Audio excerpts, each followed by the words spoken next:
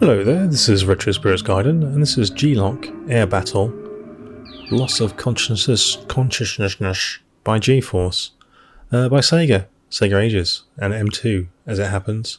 This is on the Nintendo Switch, and it's an arcade conversion by Arcade Conversion Masters M2 for Sega, and it's a airplane based shooty game. It's like Outrun. It's like Afterburner 3. It's like Afterburner, sort of Afterburner 3, I suppose. I mean, I do remember this being in the arcade back in the day, and I never played it because it was a very expensive machine to play, and it had like a weird gimbal kind of thing that you got into, and it sort of span you around. Just didn't have the money to play it. And playing it now on the Switch, because I got this cheap in a recent Switch sale, it is indeed very much like Afterburner. And in common with all of M2's other games on the Switch, I find the menus incredibly frustrating to navigate. It doesn't seem to matter which button I press, it always goes back to the Switch menu. It's freaking irritating.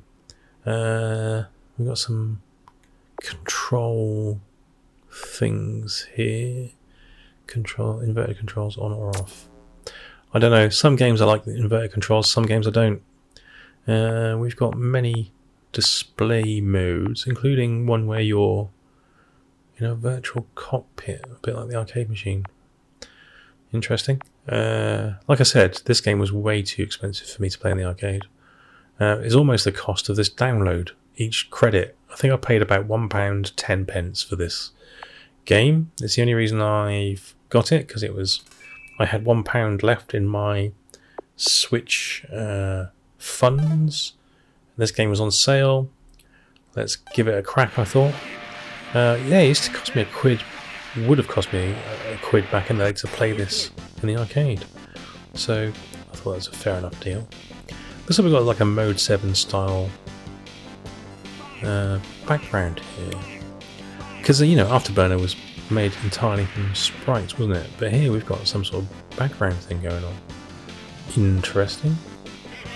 I'm not sure I've ever played another version of G-LOC. I know it came out on the Mega Drive, and I'm not sure what that was like. We have some pre-rendered polygons. We have a horrible border around our game screen. Oh dear. No, I've inverted the controls and it's wrong. Let's go back and turn the controls back to normal. Can't fly a plane like that. Inverted controls on. Thank you.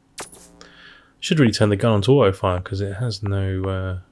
and like in a lot of these games, it really doesn't have any benefit for you holding down a button to fire, does it? You must just have it on all the time.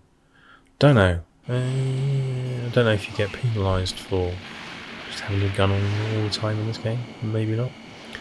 Looks like you've got a time limit to shoot a quota of enemies. Of 3D polygonal rendered enemies. The lock-on's slightly different. You have to wait for it to turn red before launching a missile. Where did they just go? Where did the bad guys just go? Oh, reset. Yeah, so it gives you an indication of a potential lock-on by sticking a green crosshair over a bad guy, but you have to make it go red by aiming in its general direction before launching a missile.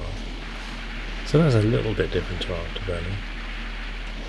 Yeah, we've got explosions, we've got missiles, we've got Mode 7 floor. Yeah, okay, we've got sort of 360 degree rotation, which would probably be incredibly sick making on the arcade machine. This doesn't like going left and right very much, this aircraft. It's very unresponsive. I've got a dude on my tail. Ooh, lovely. Do you know what this reminds me of? Rather embarrassingly, it reminds me of the Atari Lynx game Blue Lightning. Specifically the background, because that had a very similar looking background method. Well, here's something a bit more sprite scaly. This looks a bit more Sega-y. The plane is really difficult to fly left and right. That's very strange. Just firing missiles randomly here. I did shoot some guys though. Oh, he's done loop-loop. He was going left and he did loop-loop, and now he was no longer going left, he was going right. How very infuriating. Oh my god. Okay. No wonder I didn't play this game in the arcade. I probably would have got like 30 seconds worth of entertainment out of it before all my paper round money was spent. Expensive nonsense. Okay. Didn't like that very much. Let's play again, see if the second time it's any better. Fingers crossed. Oh, we've got some zooming game over logo. Lovely. Oh, we've got a map here of the world showing you how far you got. Mission says mission 8. And nothing says high octane entertainment more than a typewriter. And let's skip to the end. Skip to the end, please. Okay. I lasted 1 minute and 37 seconds. So that was my pound. That's my pound gone. That's 1/3 of my paper and money gone. Got £2.50 left. Should I play this game again? What's going on here? You've been granted access to sortie count. You know, so many credits 1 coin will get you. Good luck out there, Ace. End transmission. Yep, okay. Well, I can set my own credits now by the looks of it. And it's now showing me how to shoot down enemies effectively. It's got quite a 3D feeling to it though. Wouldn't you say, with that aircraft behind you?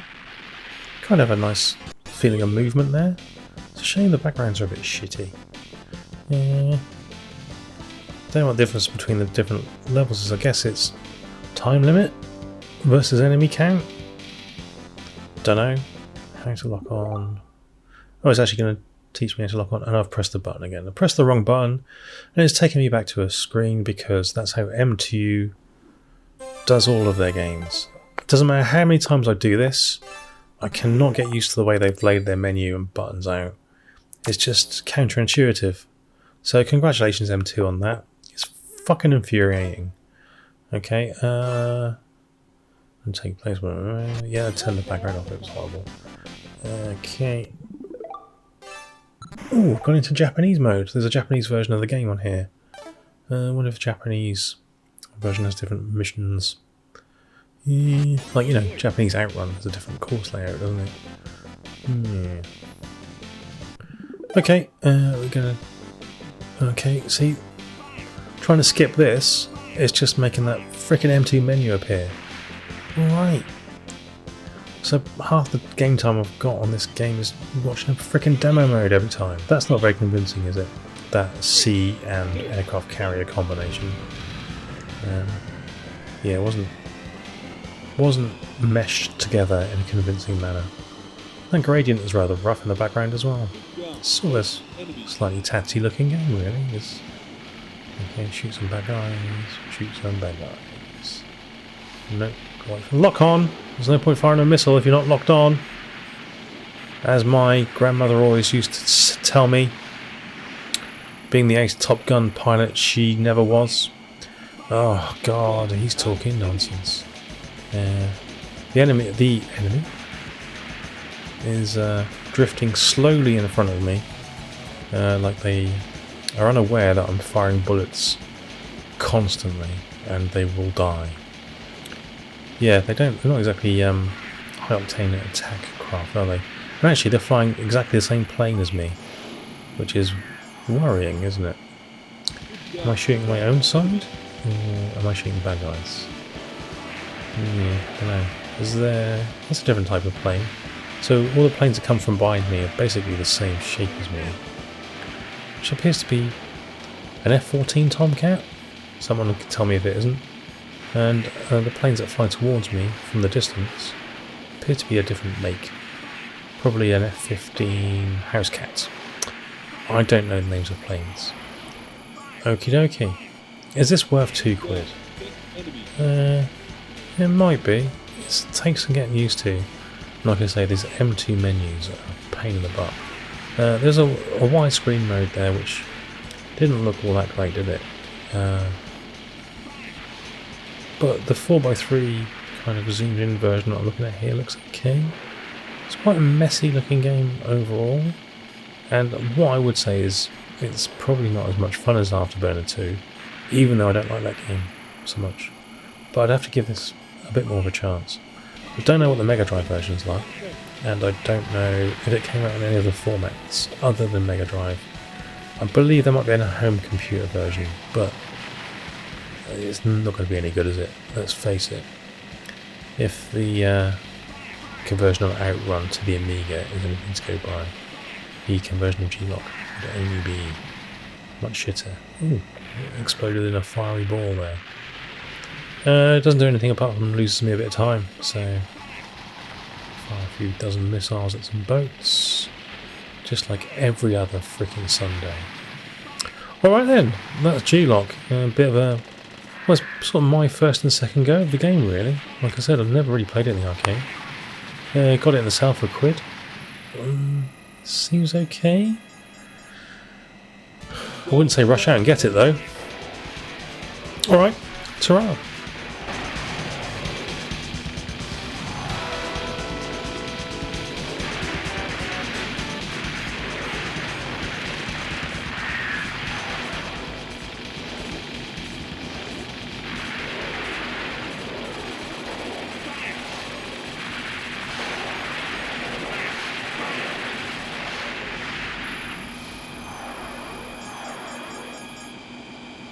Down 10 enemies.